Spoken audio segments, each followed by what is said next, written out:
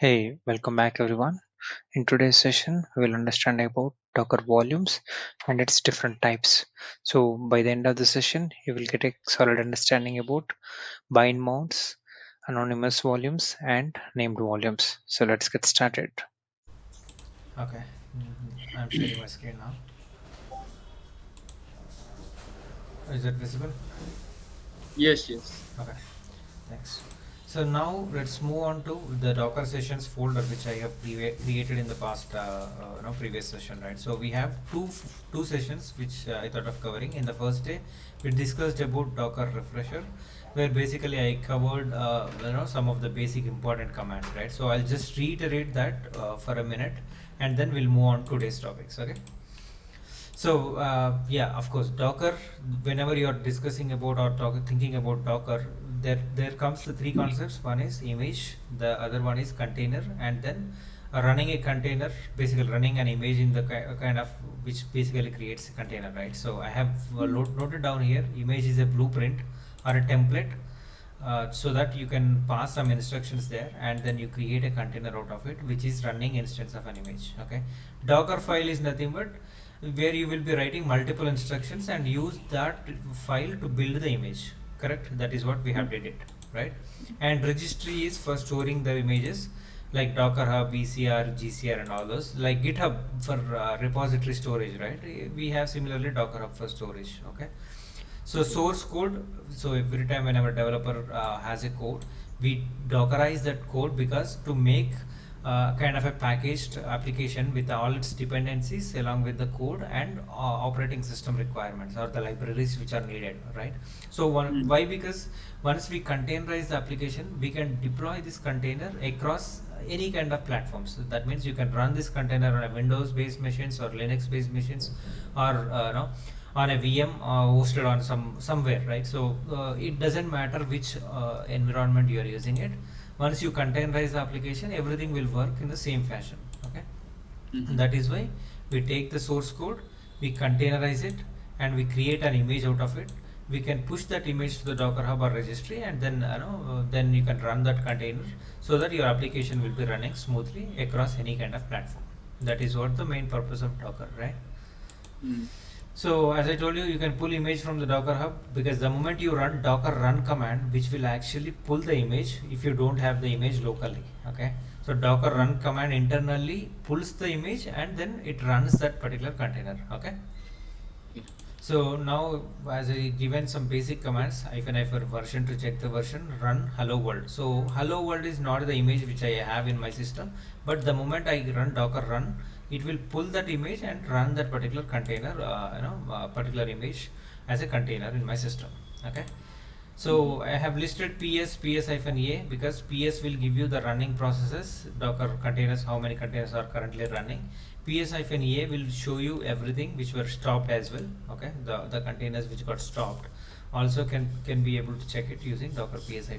RMI for removing the image name. If you have the lot of images, you can use RMI and the image name which you can specify there.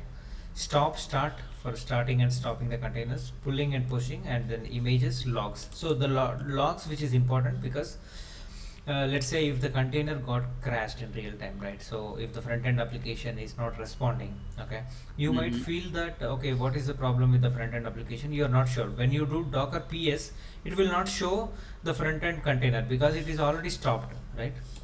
So Mhm. in that case we execute Docker ps-a to grab the container ID of the stopped container and use the Docker logs command and provide that container ID or container name, for example front end. Okay, so which will give you a little more information about that particular container, why it got stopped and what was the reason. Based on looking at that logs, you can figure out that issue may be a code issue or maybe related to your infrastructure issue, whatever it is.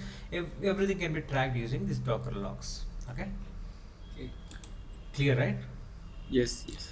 So now Docker exec command, which is important because For any container, if you wanted to get inside to the container, you should always use docker exec command. So that means you are executing inside the container docker exec interactive terminal IT and then container ID or name. That means you are basically getting inside the container to check your code or the changes which were deployed were taken effect or not. If you wanted to see something inside the container, use the docker exec command. Okay. Mm-hmm. Docker system prune for removing everything. Docker login for just logging in. This login command will be helpful in the case of GitHub Actions or Jenkins or CI/CD integration, because Yes. Docker log, we will not be manually writing or issuing a Docker login command. We will be keeping that in a file so that all the instructions will execute one by one, right? So Docker login will authenticate against the Docker Hub, and once the login is succeeded, you can pull or push or run your container, whatever you want to do, you can do it. Okay. So this Okay. docker login command, we can put that in our CI/CD pipeline process. Okay. Mm. And docker build, so this is how you build an image. So as I told you, the images will be, there are a lot of images which are already present in the Docker Hub. Either you can pull the existing images. There are some of the official images which were present, right? So if you go into the Docker Hub, right?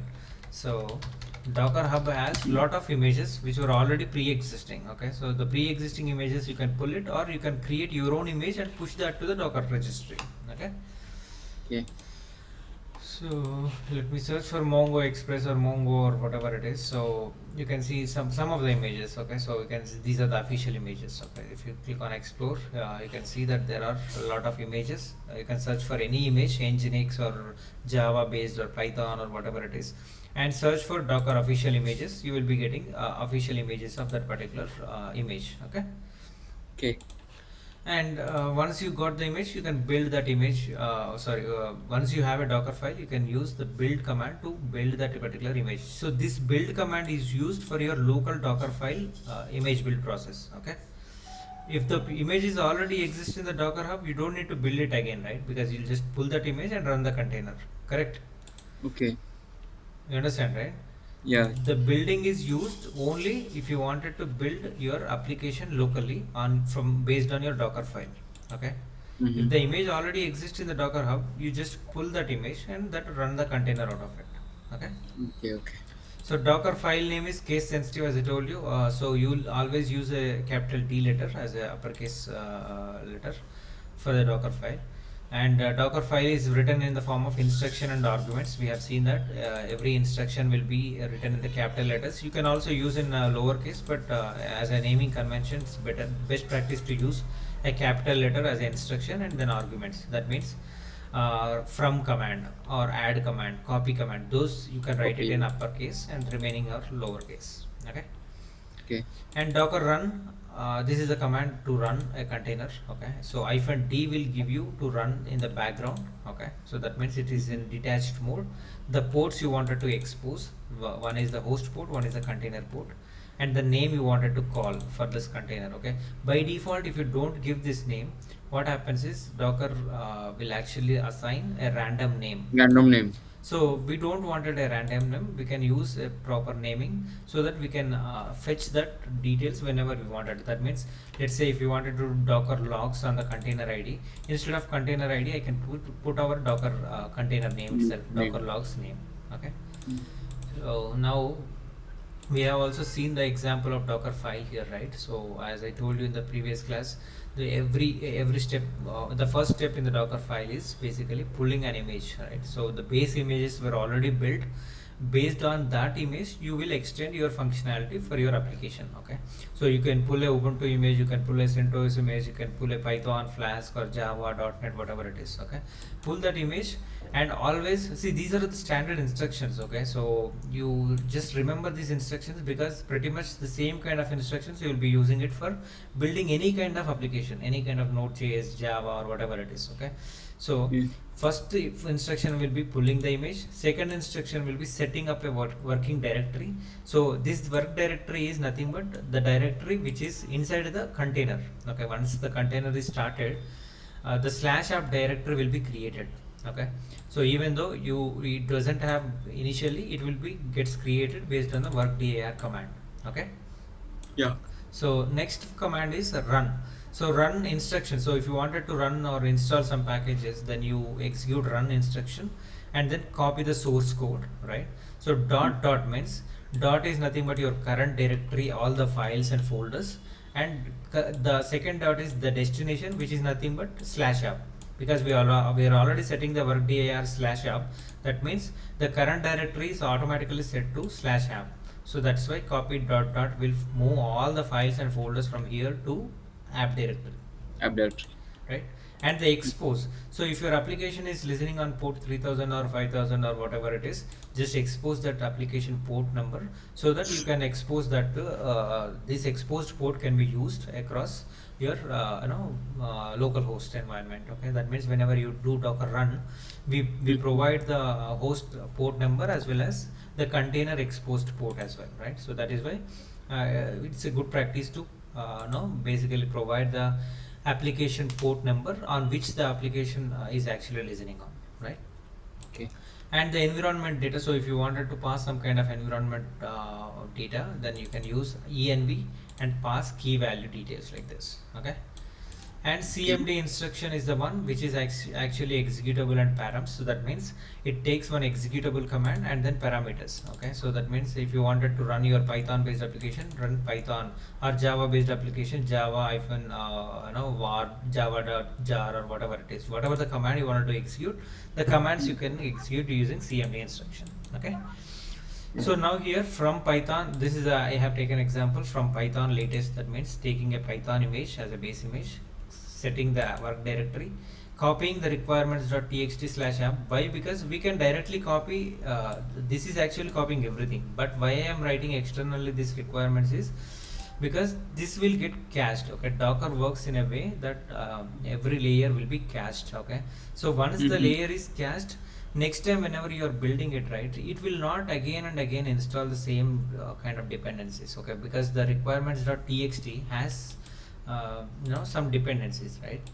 Okay. So in real time you might have hundreds of packages. Okay, so all those packages installation process will take 30 minutes or 10 minutes or 5 minutes. Okay, so you don't want it to build every time. Whenever the build command is executing, you don't want it to install every time again and again, right? So that is why first time once it is installed, it will be get cached, and next time this layer will be picked up from the cache. Okay, you won't be installing it again and again. So that is why the copy of this particular file and then app folder, and then run pip install -r requirements.txt, which is useful for installing that particular packages. Okay, and copying the actual code and exposing the particular port number and running the python app.py. Okay, Okay. so So this there is is a file called requirement.txt. There may be another requirement, right? A requirement or another library or something. Okay. Again, we can able to do that, right? A copy dot. yeah, requirements.txt is standard format for python based applications. Okay, if the application is python based application, all the Okay. dependencies will be put in requirements.txt. For example, node.js. Okay, if you take a node.js example, node.js has package.json. Okay, so package.json, they call that as a package.json. In python it is called as requirements.txt. In go language it might be called as some other file name. Okay, whatever the file name it is, it doesn't matter. We take that file name, copy that into the app folder, we install that. Okay, because see, in order to write a docker file, you don't need to know complete programming language. Okay, you need to know what are the instructions important in the file. Okay, even in the interview process they will ask you to write a docker file instruction for example a node.js or a python or whatever it is. Then in that case you provide required commands. What the approach is important, not exact file name, because let's say if you don't work on ruby language, okay, if they ask you to write a ruby language related docker file, you might not know what they call for their dependency file, right? Dependence. So it doesn't matter. Okay, just google that file name and then copy that particular file into the app directory, install that. So you need to know only two things: one is the file name, the other one is how to install that particular content of that particular file using that programming language, right? So now if you take an example of this one, node.js, right? So I can do node.js like node.js. Okay, node.js colon latest something. Okay, and I can set the same work dir The approach we follow is pretty much same, okay, irrespective of whatever the programming language you use. Okay, work DAR is the same, so you can set it to app or you can set it to SRC, whatever it is. Okay, you call whatever the name you wanted Depends to upon call. the folder. Yeah. Yeah, and copy. So here package.json, package start.json. Why? Because there will be a package log.json, package log.json, package.json. They call different naming. Okay, so that's why Mhm. you can use package.json and then pushing it to the where, into the SRC folder. Correct. Okay. Yes. Now once that is done, what we will do again, we will, if you compare it previously, the use case same. Okay, run, then you do node install. Okay, and then copy the existing source code into /src. Mm-hmm. Okay, and then expose 3000 where node listens on, and then enter the cmd instruction node server.js. Okay, pretty much simple. So this is exactly the same instruction you follow for .NET, you follow for Java, you follow for Python, you follow for Go, whichever the programming language it is. Pretty much same. You set the working directory, you copy the requirement files, you know, you need to know how to install those particular requirements, right? And then you copy all the source code, you expose their application port, and then you pick the command how to run their application, because the developers will give you actually the readme file how to run their application, right? So you don't need Mm-hmm. to know that particular programming language to run a particular file, right? So if they give you node server.js, that means server.js file already present in their directory, and then just issuing this command will run the container out of it with a node server.js. Clear? Mm. Yes. Yes. So this will give you a solid idea of writing your own Docker files. Okay. So whenever you wanted Yeah, to write, and at last you will be doing a project. In that project, you will be explaining some, right, there may be any code, right, like Node.js or like whatever it is, yeah, whatever the whatever it code is. it Okay. is, again the same set of instructions only will be So in writing the it. interview process, they'll ask, right, like when you are copying, what you will copy, like. Right, exactly. In That is case- why I'm explaining these things now. So they So, will ask you in the Docker file what are the instructions you write and what is the approach. Like, I mean, from, let's say, after from what you write, work dir. After work dir, what you write, copy. So what you will copy? Do you copy directly all the data or only the required files? So only I will copy the dependencies file first, because the data will be cached, and later onwards if it is rebuilding it, it will not take much time to rebuild it, right? So that is why mhm. we create an extra layer here using copy, and then we run that particular install on those files, and then we copy all the source code, expose the port, and then finally we run that particular application. Okay, Okay, so if you okay. compare with Python, pretty much same steps. Okay, so let's say if somebody is asked you to write docker file for Go language. Okay, okay, Go application.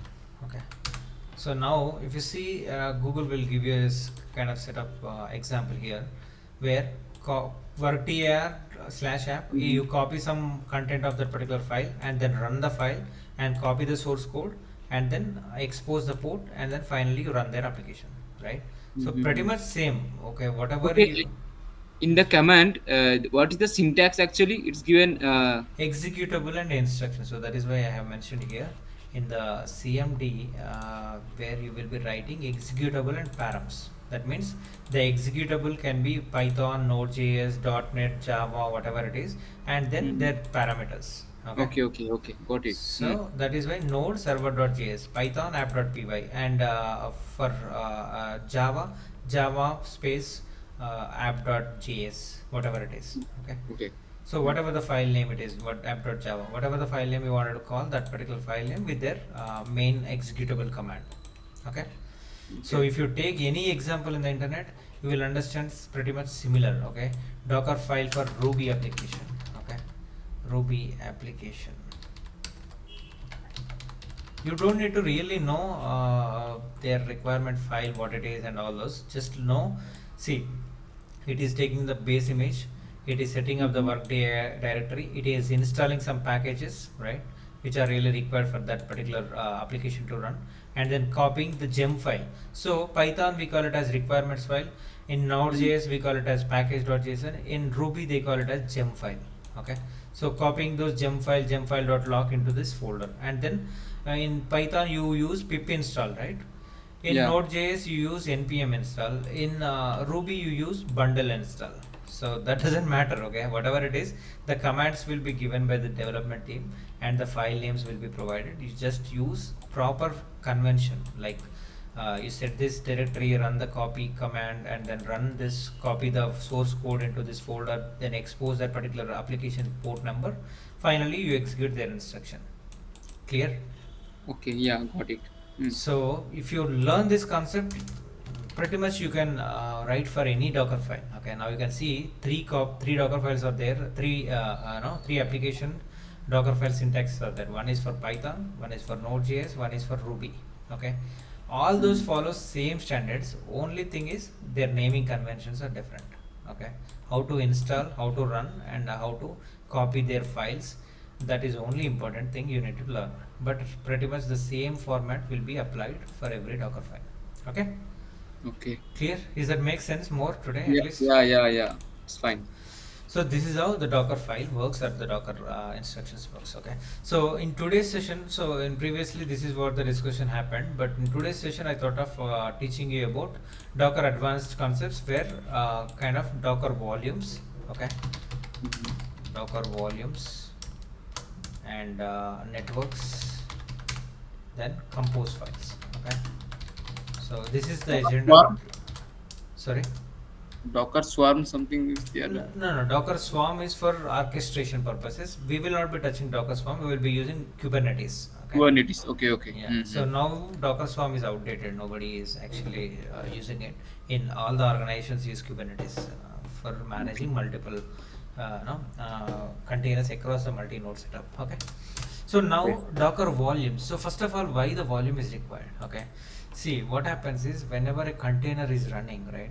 Whenever a container is running, of course everything looks fine, but the container, once the container gets crashed, and if you restarted it, or if you deleted the particular container and booted up a new container, all the data which is existing inside that container will be lost. Okay, that means, for example, if your container is holding some data of a users, okay, connected to Okay. MySQL database or whatever database, right? So if you feel that that data is critical, you should store that data in a persistent way. Okay, that means you should store that data in a kind of volume. Docker call it as a volume. Okay, so volume is basically used to store the data outside of containers writable layer. That means you can store this data, either it can be on your machine or it can be on named there are different types of volumes, let me introduce that, but the main purpose of volume is to store the data in a persistent way. Even if the container gets crashed, the data will not be lost inside that particular system. Okay, got the idea, right? So let me take one simple example here before showcasing that. So for example, now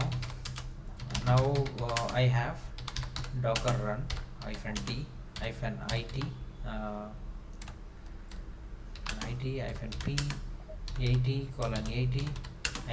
-name. So by now you should also get habituated with these commands. The moment you practice more, you will automatically write these commands easily. Okay, so temp nginx. So what I'm doing is, I'm trying to run a container of nginx with the name called temp. Temp. Okay, Temp. and Got it. Host name, and host port, container port. container port, and I'm running it in the That. background. Okay, so this container will run in the background and temp nginx in the temp. Okay, so now you can see unable to find image locally. That means nginx image doesn't have, so it will pull it from the Docker Hub. Once the image is pulled, then it will start the container. Okay, if you already have an image, it will just take that image as a reference and it will start the container. But in my case, I might have lost that nginx image from the previous class, so that is why it is pulling the image from the Docker Hub.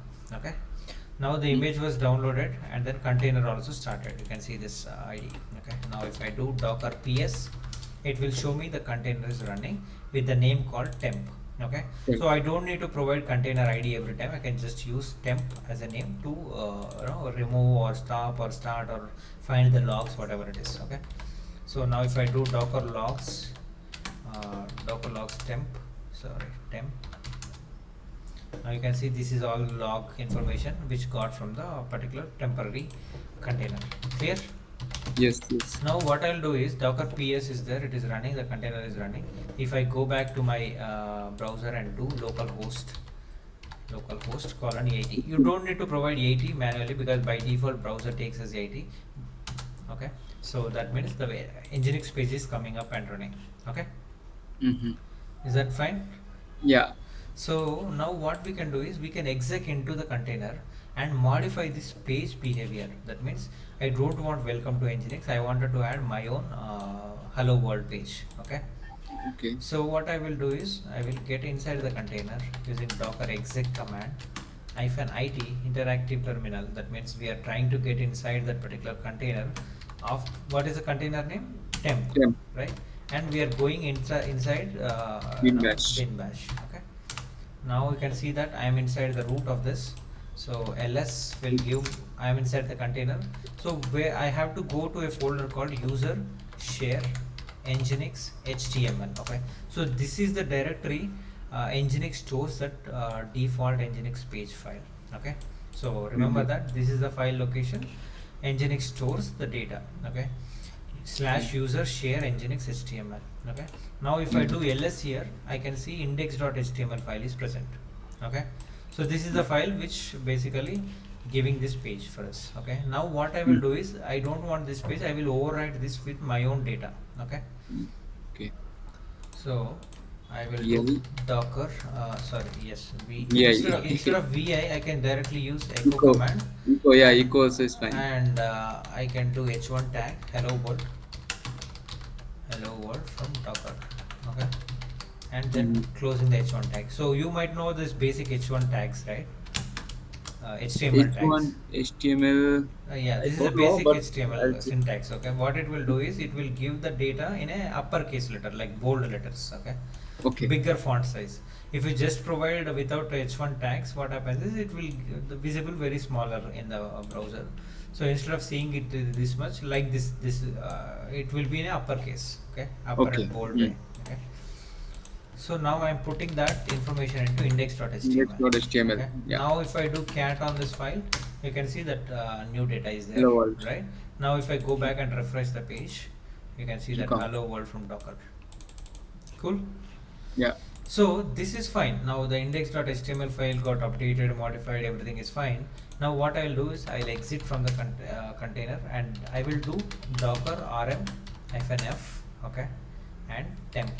Okay, what I'm trying to do is I'm removing the container Hopefully. and Mm-hmm. forcefully from the container. Okay, Okay. so the temporary container got removed. Right now there is nothing. Right, ps-a also shows nothing because we have removed completely everything. Right, now what Okay. I will do is again I will execute the same command, docker run -t-itp4 the same command, press enter. Okay. Now if I do docker ps again, what happens? The same container is running, but the moment I refresh the page, my changes were gone, right? Okay. Because whatever the hello world I wanted, that data was already lost because the data was not stored in a persistent way. Okay, whatever the data we stored previously, our index.html, that changes were not there, which was already lost because whenever a container restarts, automatically the data will be lost. Okay, so to avoid that, we use volumes. You got the idea, right? So That is fine, but I see that like you're forcefully removing that temp, right? Like custom right, custom page, right? right. And after removing forcefully, but again okay, okay, you're saying that Again, I'm after running the same command to start the container. Even though I yeah. removed forcefully, I Hmm. executed the same command to with the same name, with the same port, same way which I did it for the first time, right? Yeah, that is But fine. the whenever the container started, it didn't show the data because whatever the It is lost. changes, yeah, Hmm. whatever the changes we made in the previous container, that was up to that container's life cycle. That means the moment the container is up and running, the data will Hmm. be exist, and it whenever we refresh the page, that is loading. But once the container is killed or stopped or restarted, Hmm. all the data will be lost. correct? Okay, that is the characteristics for this container, right? Right, Like, the container stores the data very volatile way. That means temporarily. To avoid that okay. failures, we use volumes. Okay, For example, if you're volumes restarting the container, then the custom data will be lost, lost. right? Right. So that is Okay, why we okay. attach a volume to the container, so that volumes are used to store the data persistently. Yes. Mhm. Persistently. Okay. So there are different types of volumes. One is named volumes. Okay. The Mhm. second one is anonymous volumes. That's volumes. And then Mhm. third one is bind mount. Okay. Okay. Bind mount. Okay. So these are the three ways where we basically create a volume, and that volume we can attach to the container. So even if you remove the container and restart it, the same data will be stored. Okay. Okay. So named volumes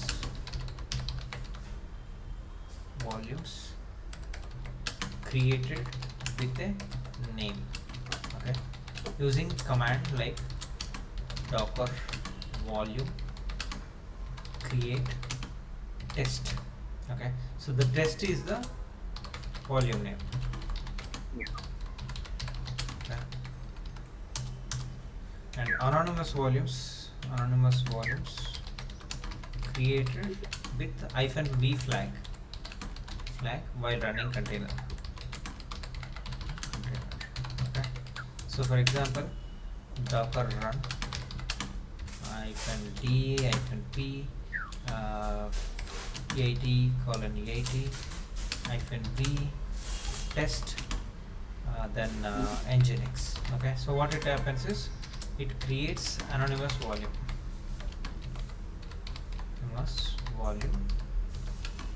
with random id. Okay, random id. So that is a large string which basically gives that as an volume id. And the other one is bind mount. This is most important in the interview. They will ask you for what are Okay. the docker volume types, and what is bind mount of volume. So that means bind mount is mapping your source directory to container directory to store data permanently. Okay, Okay. example, I can do docker run same -d-p again 80:80 with -v. Now what I can do is I can provide the path of system folder which map to container folder. Okay, so Okay. containers folder with image name nginx.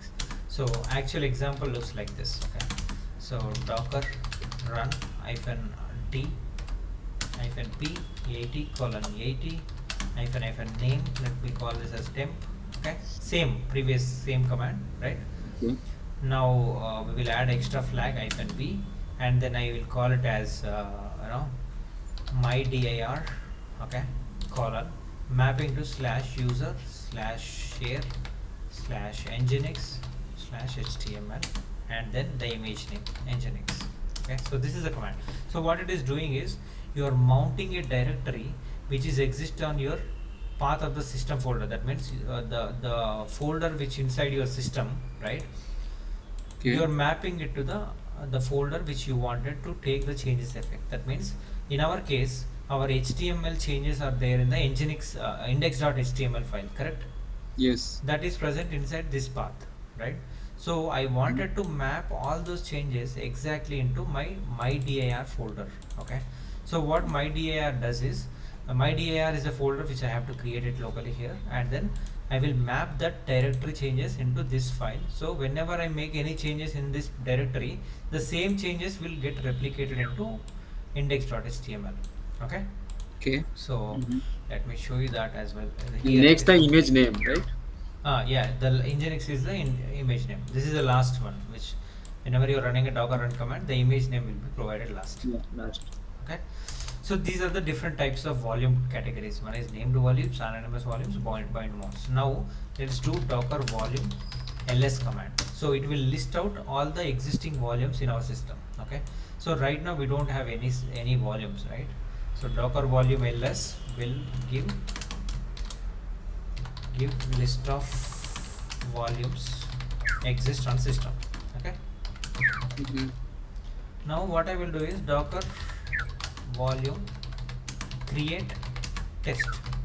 Okay, so I have created a volume called test. Okay, now if I Okay. do docker volume ls, you can see that the driver is local and the volume name is test. That means we have created a volume named test. Okay, Okay, you can, the driver, which driver it is using? it's a local driver. That means in your host operating system there are different drivers, right? So which Like basically, AUFS, something like that, overlay, yeah, something. yes, overlays are Okay. used for multi-node connectivity actually.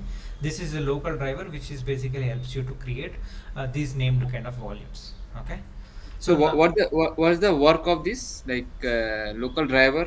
the Like. driver will make sure that the data will be persistent. Okay, so either it can be a local or a remote drivers. If in Mm-hmm. this case, in our case, the data will be stored in slash var lib docker volume area. So this local driver will always make sure that the data will be dumped into slash var slash lib slash docker slash volumes. Okay, this is the path. So even in the interviews they might ask you where does actually docker stores the data in, you know, in a linux environment. So you can mention the path like slash var lib docker volumes. This is the path will make sure the local driver works against with it. Okay. Okay. In the Windows, then we to use WSL or something, right? Yes, Or what? that is why in Windows you have to go into WSL, just execute WSL command in the PowerShell. It will take you to Docker desktop data. Then you CD into slash varlib docker volumes, and then go into the test folder and see the changes, whatever the changes you are doing inside the container which you mapped, right? So the same changes will take an effect inside the test folder. Okay. Okay. Okay. Mm-hmm. So now, as I told you, that is named volume. This is how you create a named volume. But the other way of creating a volume is docker run nginx. As I told you, docker run hyphen it hyphen d hyphen p 80 colon 80, then hyphen v slash user slash share slash nginx, whatever it is, or maybe you just call slash temp. Okay, so this way if you are mentioning directly hyphen v flag with kind of any kind of folder name, right, this will create anonymous volumes. Okay, Okay. so if I do temp 1, okay, so I run hyphen it hyphen d hyphen p, Mm-hmm. then port 8080 pointing it to nginx. So what happens is the moment I run it, right, 1 second, yeah, I don't wanted it, but docker ps, let me do that. Yeah, now the container is up 9 minutes ago. This one let me remove it because already port 80 is using somewhere, right? Mm-hmm. Docker rm hyphen f I. and then temp folder, temp image, then this was cleaned up. Then I will run docker run hyphen d uh, hyphen p, then hyphen name temp. Okay, so what I'm trying to do here is I'm running the same nginx image by exposing port 80, but now this time I'm not using the named volumes, I'm using anonymous volumes. So hyphen v is a kind of way you are passing directly a volume name here, which will create a named volume, or sorry, anonymous volume with a random id. Okay, how do you know that whether it is created or not? By using docker volume ls command. Okay, once you run this, again you run this command, it will show you the previous test volume as well as temp1 volume. Okay, let's Mm-hmm. see that in action. Okay, now docker volume ls. Okay, now you can see that there is a test volume. Okay, there are there are different volumes. One is basically kind of having a random hash id. Okay, these two are getting created random hash ids because we are using a form of named volume, anonymous volumes. Okay, Okay. This is the named volume, this is the anonymous volume, but in real time we will use bind mount. Okay, this is mostly important in the development aspect, because developers, whatever the changes they make inside their application code, automatically gets reflected inside the container. So that is why bind mount is important. So it will map your host directory path into the local directory of the system. Okay, so now let's see that in action. Before doing that, I will just remove this now volumes. Okay, Then test. test, and then this one, and then all the volumes. Okay, and then docker volume, I just need to use rm-f,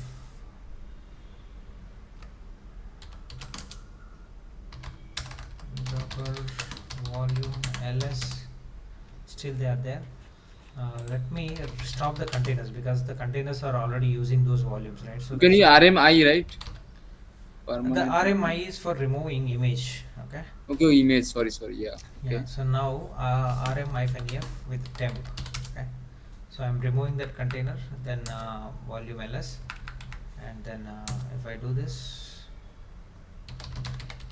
docker volume ls, let me do docker volume ls. Now I have one volume, and if I do docker ps, I don't have anything. Docker ps hyphen a, yeah, I can remove that as well. Docker remove hyphen f with this eager breach, because the moment you don't give any container name, it will take one random name, I told you, right? Yeah. So now if I do docker volume ls, yeah, this is the one.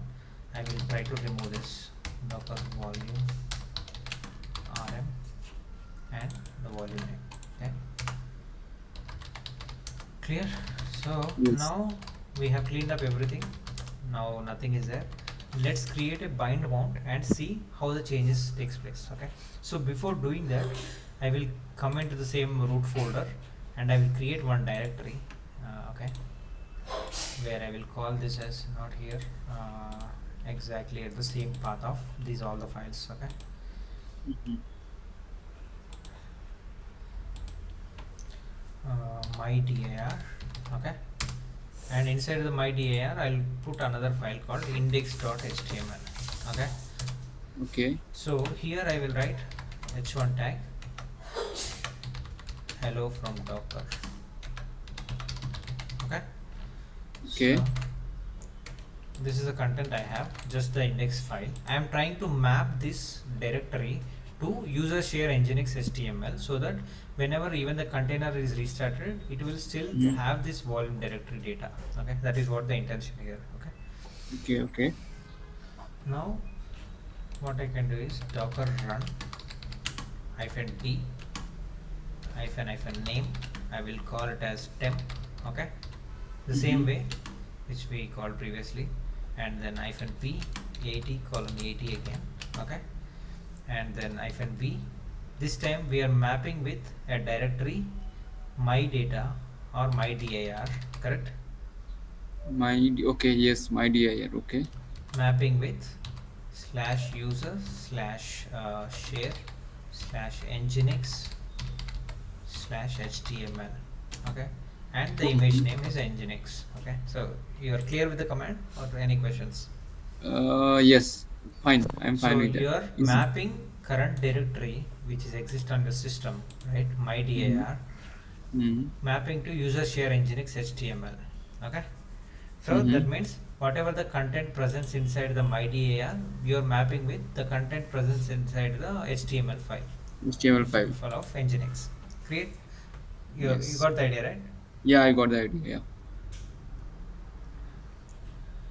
So now see, there are different ways. Instead of, you can directly, instead of mentioning my dir directly here, in the PowerShell you can also mention this way. How is, because there might be a problem if you don't provide completely absolute path. Okay, so there are cases like, the difference between relative path and absolute path, right? Relative path is Yeah, basically in when, Linux, yeah, yeah, I studied, forgot bit. Yeah, yeah, it's direct and indirect. Like, right, exactly. Yeah, it, exactly. hmm. So you might have to specify a format like dollar pwd. Okay, Okay. slash my dir. It's a relative path you're providing, right? Correct. So that means I am providing the current directory path with my dir folder name, which is there here, and mapping with user share nginx html nginx. Clear? Okay, dollar PWD. It's some syntax or something like that, or Dollar pwd, basically pwd is used for present getting the working present directory. I know working that directory. one. So Mm-hmm. this is used to fetch the current complete path of the working directory and then appending with my dir. It is same as directly providing the my dir name, but if somehow if it is not recognizing, then this will be helpful because it is providing complete path. Okay. Okay, okay. So Mm-hmm. before even doing that, I can show you. Echo just dollar pwd. You can see that the pwd is giving this path for us. Okay. Okay. Mm-hmm. So with this path I am appending my dir. Okay. So my Okay. dir is basically used to no, in linux environment you can provide that no, path exactly whichever it is, or else let us do one thing. Let us directly try without providing the path. If it is erroring out, then we can change that to my dir. And then you Okay. can copy this path and paste there. Yeah, we can That, do that as well. Yeah, or else yeah. by default it should recognize the current directory. If it is not, then we can pass the slash pwd format. But yeah, this is, you got the idea, right? You are just Yes, mounting yes. this I got the directory. idea. Yeah. Mm. So now it is fine. Now docker ps. Yeah, it is running. Let's go ahead and use localhost this one, right? Now what I can do is I can go inside slash user share change. Sorry, you need to get inside the container, right? exec Hyphen container id name. temp slash bin slash bash. Okay. Okay. So change directory to slash user share nginx html cat index.html. Okay, so this should actually store the data which is present inside our my dir folder, correct? Yes. So now if I go into my dir, hello from docker, if I make some changes, oops, the data is lost. Okay, if I make some changes, it should take effect if that mapped correctly. If it is not mapped correctly, now it is not taking effect. So what we can do is we can exit from here. Maybe it's not clearly taking the path. Okay. So docker rm hyphen f temp. So what I'm trying to do, I'm removing the current container. Okay. Just Okay. just to see why it is not working and create a You new can one. directly change that path, right? Yes, of course, we can provide the current path directly. No, I'm trying to use this notation because you will not be manually copying in real time, because once we use Jenkins or GitHub Actions, there you will Mm-hmm. not be passing relative path, absolute path, because it should take by default by based on PWD. You got the Okay. idea, right? Mm-hmm. So present working directory slash my, what is that? My My dir, dir. my dir. This is the working directory slash my dir. Okay, and then this is correct. Now docker logs of the temp.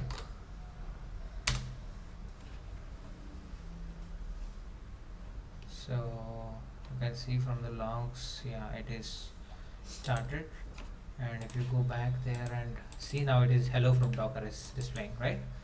So that Yes. means we have successfully mapped the folder of our local directory into user share nginx html. Now if I make any changes here, let's say instead Mm-hmm. of hello from docker, I will do this got updated, and I can use some styling as well. H1 style equal to uh, peachy background color, red something. Okay, so this is a HTML syntax. You don't need to know this, but just this will give you some more idea. Okay, and now you can see that this is got updated. Mm-hmm. Okay, so the moment you make any changes in the local file system, automatically the container is taking effect. Okay, right now you can see that the changes were already taken effect, and these are the hits These are the refreshes that we did and on the browser, and it was just displaying that. Okay. A small doubt thing is first you're running a nginx you're pulling a nginx image, right? Right. Nginx image, and after that you are trying to you are trying to create a new file and you're mapping and doing this, okay? Mm. But uh, How like the how? data is persistent, right? Yeah, no, data is persistent in the sense, yeah, data is there, right? You're creating a volume and it's been Correct. reflected. Now if I remove this container and restart also, it will be there because you will be mapping the local directory, right? That is why whatever the data it is there here automatically reflected in the container. You got the idea, Yeah, right? yeah, I got the idea, but why? No, that something is coming to my mind is you could have removed that nginx, right? Like directly, if you want a custom something, Hmm. you can just remove the nginx and directly Where nginx you mean in this in this yeah, command? mapping to the nginx, right? Nginx path. Yes, yeah. My I can remove it. I can remove it by default. If I remove it, what happens is it will take the root path of the container. That means slash folder forward slash. Okay. I don't want it to map directly onto the container slash. I wanted to map the changes on the index file because my goal was to update this file automatically based on the persistence way, right? So I don't wanted persistent the way, okay. yeah. Hmm. So our intention is I don't wanted the root folder to update. I wanted the index file to be updated automatically because in the real time the developers keep on making some changes in the index file. Okay, let's say they will add background color, they will add some font, or they will add some background image.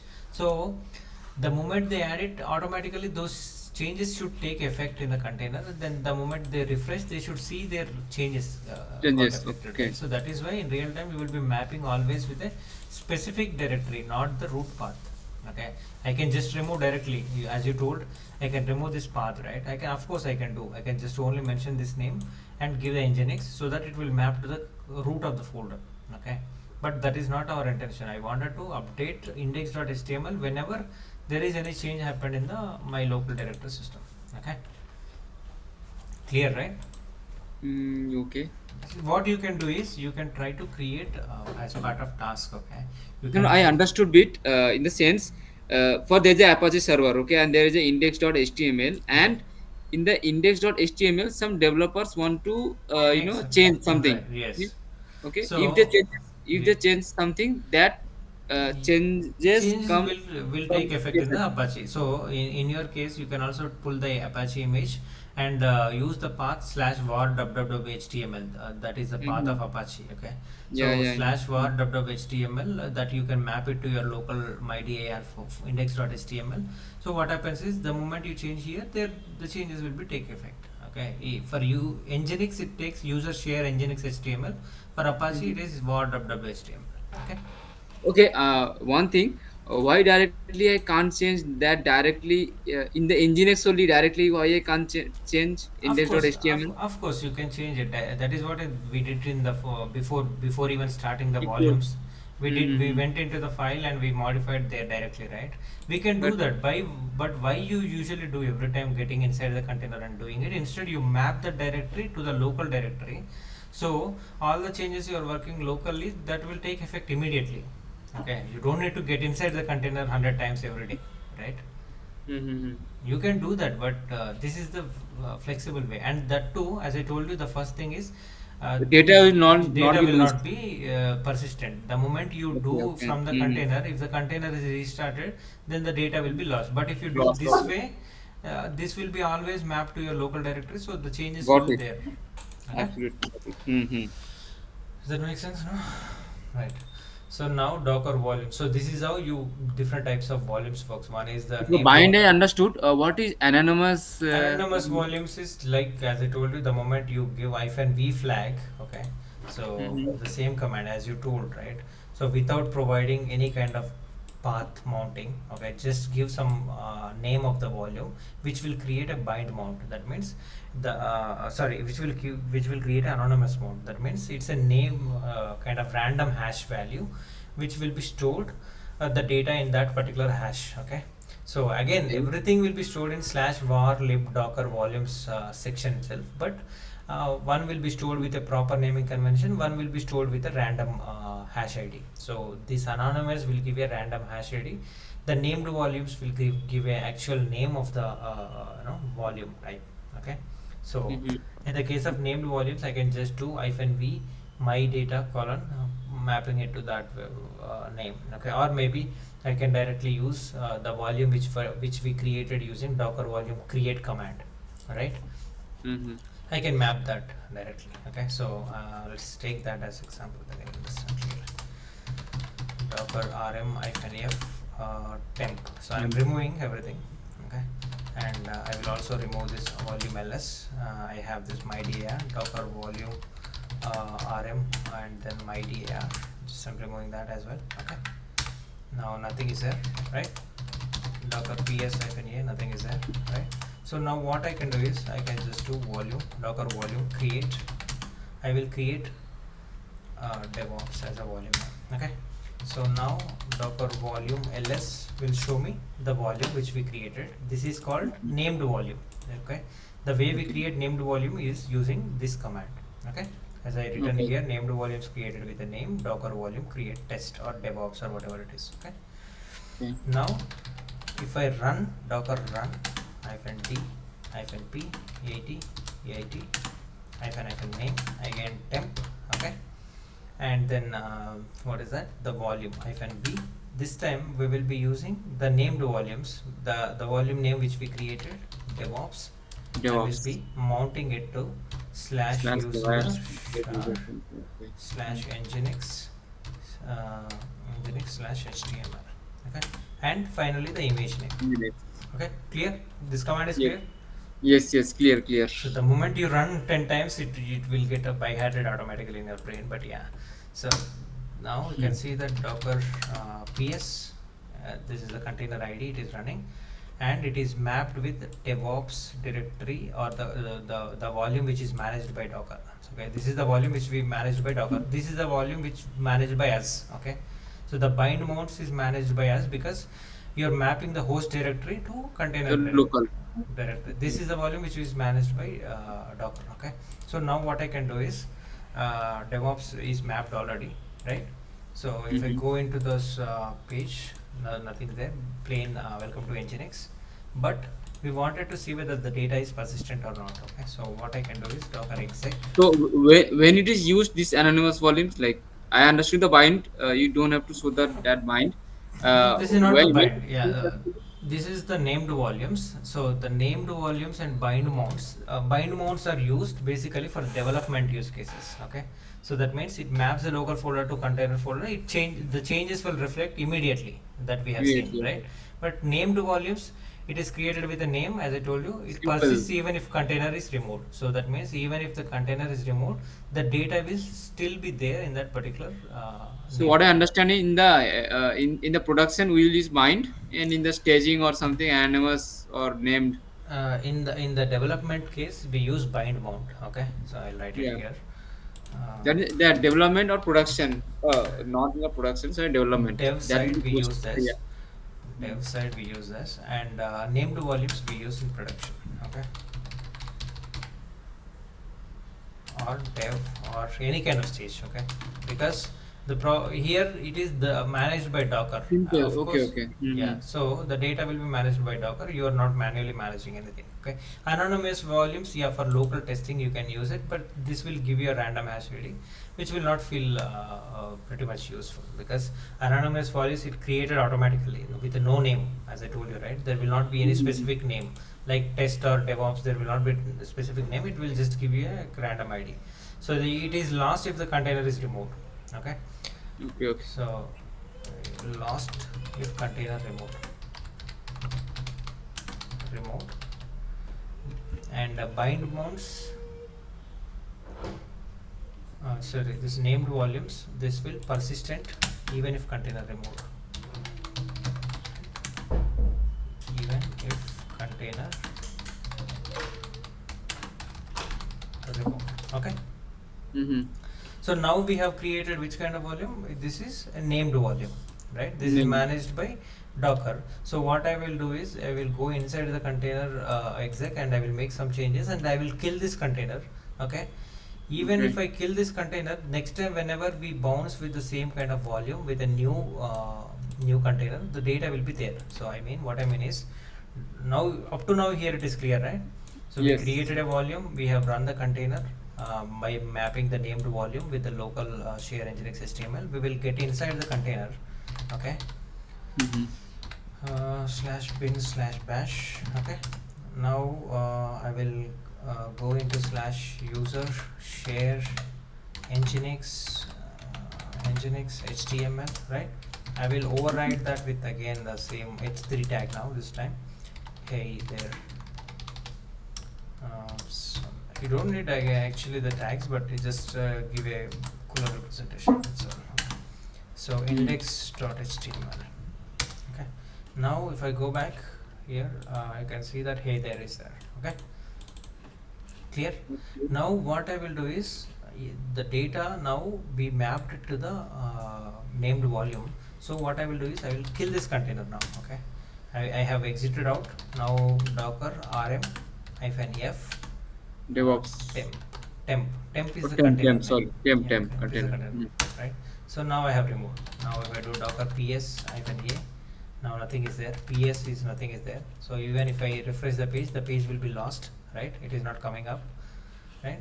Now what I will do is I will again execute the same old command, okay? This time I will call a new, either I can use the same name or I can call it a new name, okay? So that I'm running a, you will understand that it is a new container which is getting created with a new Mm-hmm. name, but you are Mm-hmm. still mapping the DevOps directory to DevOps. this path, okay? So the moment I run it, what happens is, if I go back and refresh the page, still the data is there. You can see that, right?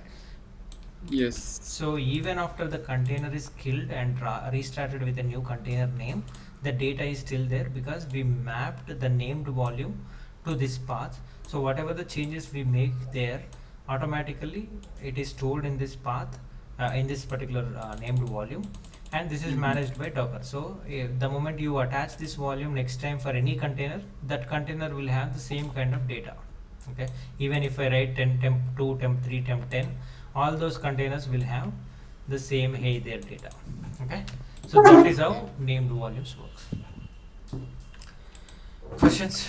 Because I know this is a bit important concept actually, Yeah, because yeah, it's fine. I can able to catch it up. yeah, And in the interviews, whenever you're discussing something on Docker, they might question you about Docker volume types, especially about bind mount and named volumes. Okay, nobody will ask you anonymous volumes. Even if they ask you, just mention that it is used with -v flag. It will automatically create a random hash ID with that particular volume. But bind mount, how it works? It is mapping your local directory to the container directory, named volumes mapping with your managed by Docker, and it is mapped with that particular name to container directory path. Okay, okay. Mm. so this is all about Docker volumes. Any questions so far? No, no, no. So It's what great. what It's you great. can do is you practice these commands multiple times so that you will get habituated. Docker run, Docker ps, or rm. So this you might feel for the first time this might be kind of annoying, but the more you practice and the more you run these commands, you will automatically write these commands very fast. Okay, Okay. clear? Yeah, yeah, clear. Alright, so let me just touch upon the introduction part of networks, and then I will wind up, then we'll see that compose files later. But Docker networks basically used for communicating between two containers. Okay, so in order to establish communication between containers, we use networks. Okay, so Mm-hmm. how the containers will talk to each other? Let's say I have a DB container, I have a front-end container, I have a back-end container, or whatever the container, right? So if they wanted to communicate each other, pass their API calls or request something from one container to other container, how they usually talk? You know that devices talk to each other based on the IP addresses, right? IP address. Yes. So always the IP address will not be stable, because the moment you container restarted, even though the container used the same underlying image, the IP address gets changed, right? So once you restart something, the IP address gets changed. So to have a stable connectivity between the containers, we use something called networks. Okay, so Docker networks, what it will allow is, it will allow to put your containers in the same network. Okay, so they can talk to each other with their names directly instead of the IP addresses. Okay, let's say I have a name of front end, I have a name of back end. I can just call them directly front end ping back end. So that means front end container is pinging the back end directly, instead of providing the IP address of front end, IP address of back end. Okay, so the Docker networks will establish a communication between the containers so that they can smoothly connect to each other with their names. Okay, Okay. connectivity with their names rather than IPs. Okay. Mm-hmm. So again, the same command, docker, instead of volume ls, you have network. Okay, network create mynet, which creates a network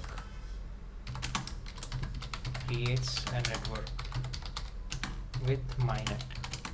Okay, okay, and if you run any containers, docker run hyphen name temp1 with hyphen p 8081 colon 80.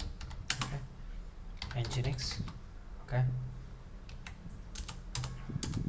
docker run hyphen name temp2. Okay, hyphen Mm-hmm. p 8082 colon 80 nginx.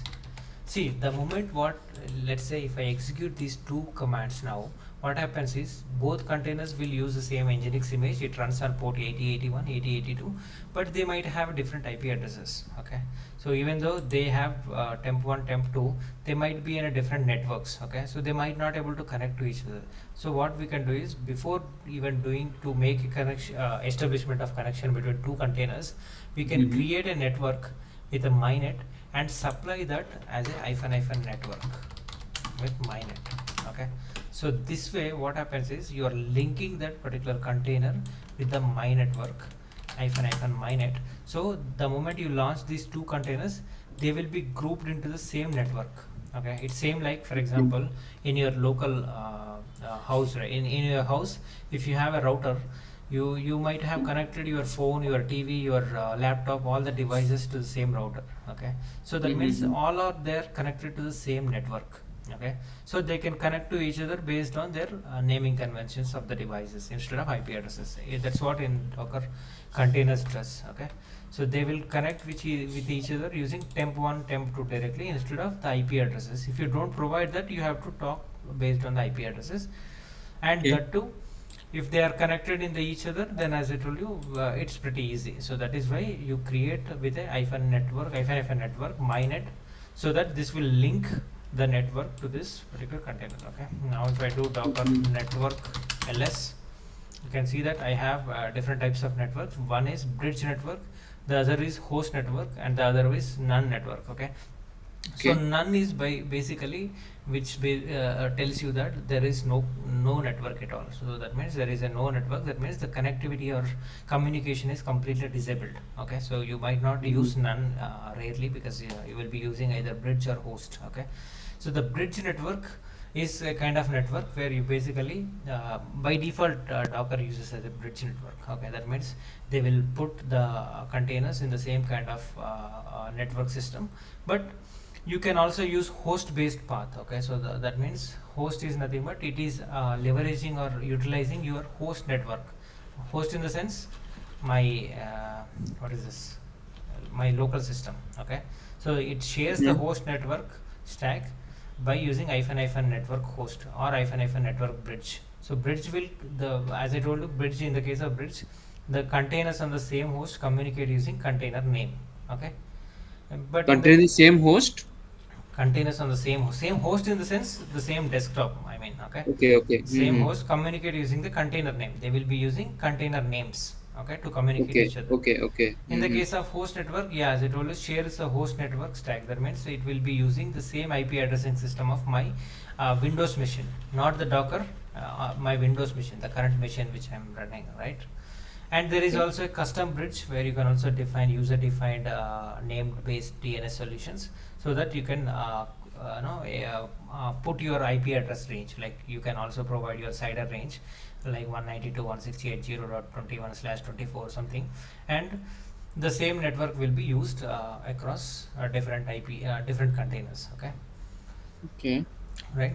So what I can do is, if I have one network got created, Docker network create my net, I can use this same network to connect multiple services. Let's say I have a MongoDB, I have Nginx application. Or if they wanted to, both they wanted to communicate each other in the same network, I can use hyphen network flag with the same name. Okay, so this will make more sense when I talk about Docker Compose files, because in the Docker Compose we will define networks and see how those both services connect to each other with networks and without networks. Okay, And how they they, talk to each other. But in the right. same network, they can able to talk to each other, right? Yeah, in the same network they can able to talk to each other. But if it Mm-hmm. is in a different network, then providing with a naming convention is most important compared to IP addresses. Okay. Okay. Okay. Okay. So you can also use Docker network, Docker network inspect. Okay. Even you can use this inspect command on the volume as well. So which will give you some more information about that volume, or some more information about your network. Okay. So this is the more information, which you can see that which subnet it is using, which gateway it is using, Gateway. right, Mm-hmm. and what is the IP address configured to this. So all this information will be seen there. Okay. So yeah, of course I'll be talking on the Docker compose files, then it will make more sense. But for now, just understand that the networking configuration is used to communicate the containers in the treating them as all of them are in the same network. Okay, Okay. clear? Okay. Just for now, Yes. we just understand these definitions, but we will dig and deep and understand that in detail next session. Okay, but practice Okay. this Docker volumes because pretty much mostly important, the bind mounts. So you take different examples, you take different directory paths, and try to execute those commands as much as you can. Okay, so that you will Directory have path in something. the sense for Nginx or for Apache Apache, or some yeah, you anything. That will be practice for, standard, right? yeah, you practice for Apache. Okay, it takes var HTML path. Okay, Yeah. Okay. I'll do it. yeah. See, if you don't know something, you just Google it so that you will understand where that path is using. Yes. Nginx, Yes. Yes. for That I Nginx, can do. yeah, for Mm. Nginx, if you go into this here in the Docker Hub, right? So Nginx. If I search for Nginx, it will show me the Nginx image, official image, right? So now I can go inside the image and see is there something I can understand. So basically, I can see that I have something user share Nginx HTML. So this is the path that Nginx is storing its static content, right? Static content. So, Mm-hmm. and also you can see that it is running on a port 80. Okay, so exposing external port. So this is how you will learn something. Okay, so just take the HTTPD or Apache, and then Mm-hmm. understand its port number, its static content path location, and then based on that you can take your understanding to the next level. Okay, Okay. let's HTTPD. So there may be HTTPD Apaches. Then you can see that it is using user local Apache 2 something htdocs or whatever it is, and it is running port 80, right? Okay. And so you can read this information Yeah, because I know this bit because I worked on Linux bit, okay, so okay, right. I So I can catch it up. Okay, not yeah, an issue. yeah, If anything, I'll just ping you. yeah, all right, yeah. Search for Apache also. If it has any separate, Apache has a lot of extensions with Kafka and all those. But yeah, see those which are helpful for you, and then based on that you can Tomcat. You can see this Tomcat, right? So Java-based application. yeah, Tomcat, where you can see that Tomcat is running on port 8080. So you can map with local port, and then map with triple 8080, right? and then you can see user local tomcat bin directory, it is pointing something. Okay, so yeah, it doesn't matter whatever it is, just if you read it you will understand some more information there, and then map it against, but practice with bind modes and named volumes as much as you can. Try to tear down the running containers, create new one by attaching the volume and without the volume. See the difference, the data is Mm-hmm. persistent or not, right? And also practice this Docker file example as well, because as I told you, pretty much Okay. any kind of Docker file, you have to put in your mind all these instructions completely. So what will happen next from workdir, copy, run, copy, expose, and then cmd. So these instructions you should put it in your mind. So whichever the application they give, the same instructions you write, just knowing their application file name, how to install and how to run their application. Only those three things are important, that's all. So this brings us to the end of the session. Now we got a complete picture about Docker volumes. In the next session, we will understand about Docker Compose and Docker networking in very detail. Thank you for watching, and I'll see you in the next one.